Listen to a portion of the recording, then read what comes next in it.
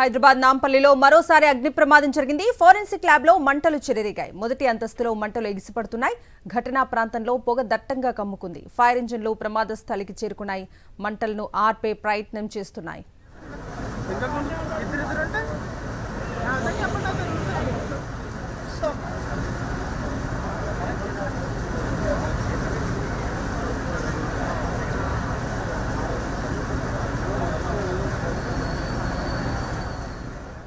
హైదరాబాద్ నాంపల్లిలో మరోసారి అగ్ని ప్రమాదం జరిగింది. ఫోరెన్సిక్ ల్యాబ్ లో మంటలు చెలరేగాయి. ఆ దృశ్యాలు సాక్షి స్క్రీన్ మీద చూస్తూ ఉన్నాం. ఈ అగ్ని ప్రమాదానికి సంబంధించి పూర్తి డీటెయిల్స్ అందించడానికి సంఘటనా స్థలం నుంచి మా ప్రతినిధి సుస్మిత లైవ్ లో జాయిన్ అవుతున్నారు.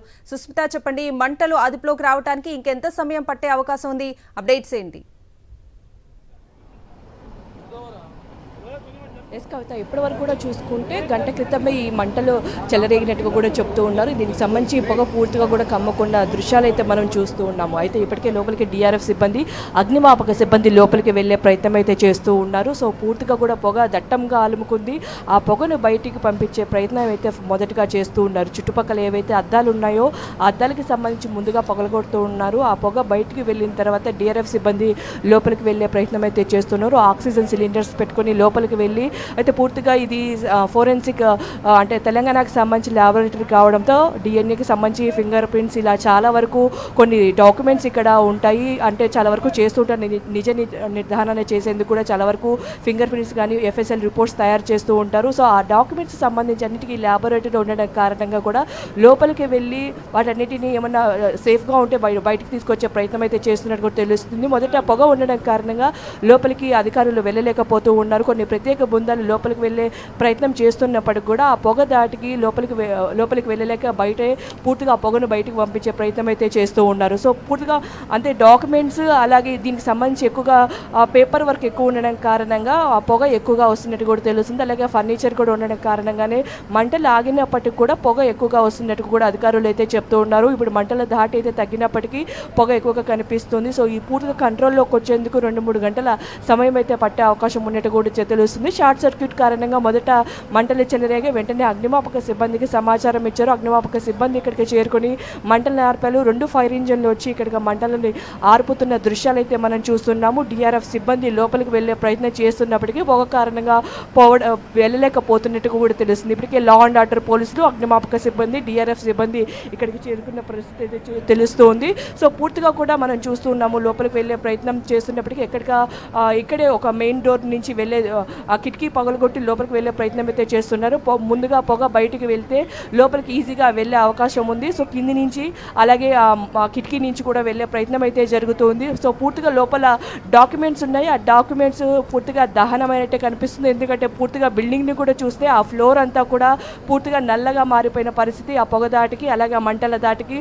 సో ఆ డాక్యుమెంట్స్ ఏవి కూడా మంచిగా మంచి పొజిషన్లో ఉండే అవకాశం లేనట్టుగా కూడా తెలుస్తుంది. సో ఇంకేమైనా ఉంటే దాన్ని తీసుకువచ్చే ప్రయత్నాలు అయితే జరుగుతుంది. ఎందుకంటే చాలా వరకు డేటాబేస్ అంటే క్రిమినల్కి సంబంధించి కాబట్టి, లేకపోతే వేరే వాళ్ళకి సంబంధించినవి కానీ నిజ నిర్ధారణ కోసం కూడా చాలా వరకు ఎఫ్ఎస్ఎల్ రిపోర్ట్స్ కానీ ఈ హిస్టరీ కోసం పంపిస్తూ ఉంటారు. అవన్నీ ఇక్కడే ఉంటాయి.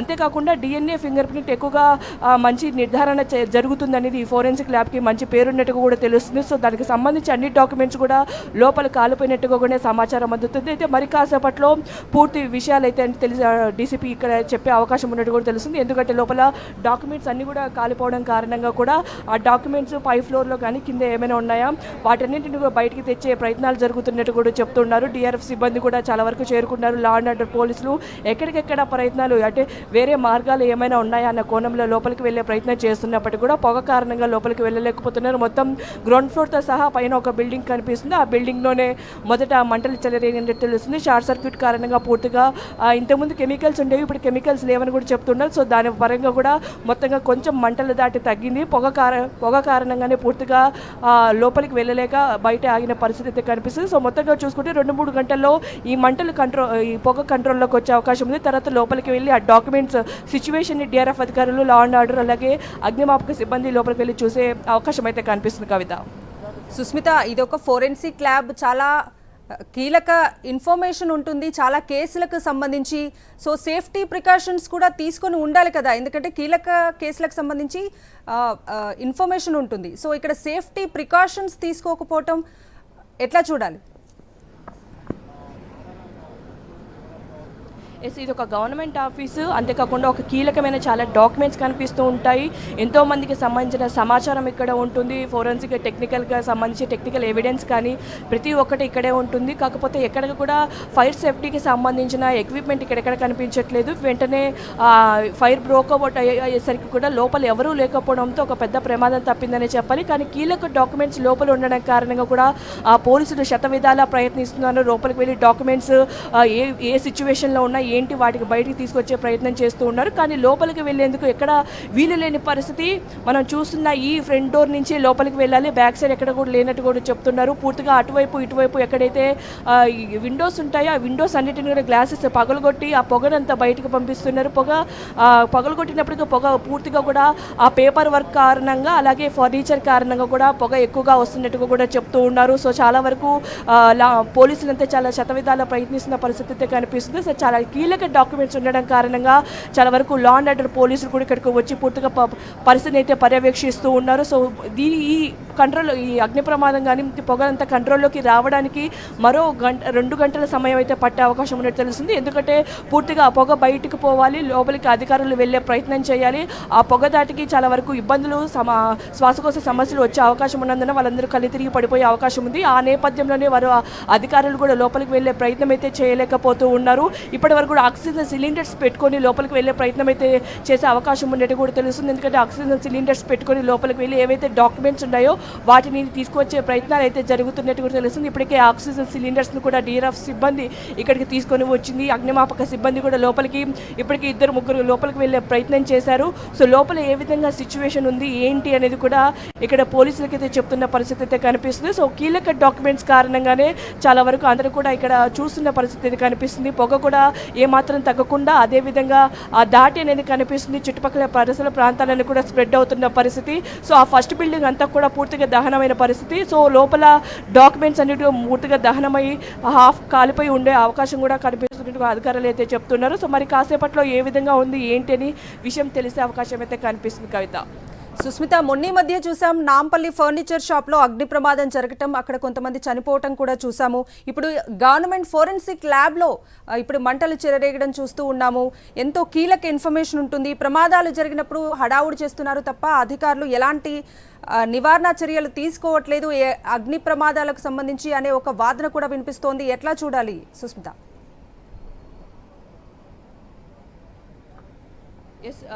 మామూలుగా చూస్తున్న 2 వారాల క్రితమే నాంపల్లి స్టేషన్ పరిధిలో కూడా ఒక అగ్ని ప్రమాదం చోటు చేసుకుంది. అది మర్చిపోకముందే దాదాపు అందులో 5 మంది చనిపోయారు. ఆ తర్వాత మళ్ళీ ఇప్పుడు ఒక ఫైర్ యాక్సిడెంట్ జరిగింది. అయితే పూర్తిగా కూడా ఇక్కడ అధికారులు లోపలికి వెళ్ళే ప్రయత్నం అయితే చేస్తున్నారు. మంటలను కూడా ఆర్పే ప్రయత్నం చేస్తూ ఉన్నారు. ఫైర్ ఇంజన్ సహాయంతో లోపలికి నీటిని చల్లుతున్న దృశ్యాలు అయితే మనం చూస్తూ ఉన్నాము.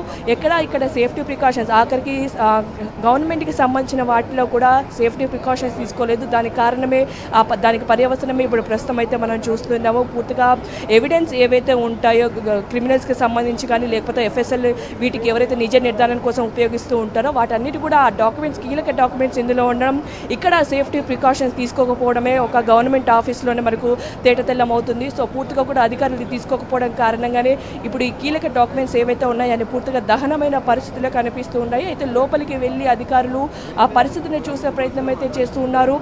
సెంట్రల్ జోన్ DCP అలాగే మరో DCP కూడా ఇక్కడ ఉండి పూర్తిగా ఈ పరిస్థితిని పర్యవేక్షిస్తూ ఉన్నారు. మరో 2-3 గంటల సమయం కూడా పట్టే అవకాశం ఉన్నట్టు కూడా తెలుస్తుంది.